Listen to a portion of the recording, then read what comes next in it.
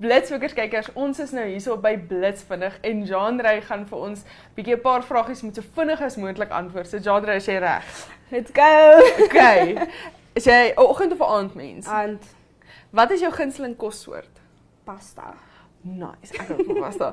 En dan as jy moet kies tussen verniet rys vir altyd of verniet kos vir altyd? Rys. Boodskap, tik 'n paragraaf of stuur 'n stemboodskap? Voice note. Dit is nie dieselfde mense nie. Wat is jou soos go-to lazy aandete?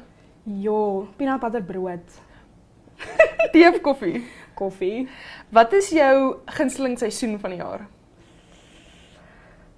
Winter. En iets waarvoor jy altyd sal lag? Jo, my goodness. My kinders se grappe. Jou soos ideale droom vakansiebestemming? Grease. Ooh, mamma mia. Ja. As jy jouself in 3 woorde moet beskryf, wat sal dit wees? Lag, lewe, liefde. Dis hy.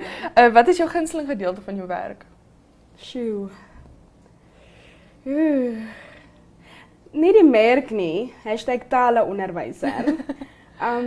Jo, eerste oggendkoffie. As jy 'n dier was, wat sou dit wees en hoekom?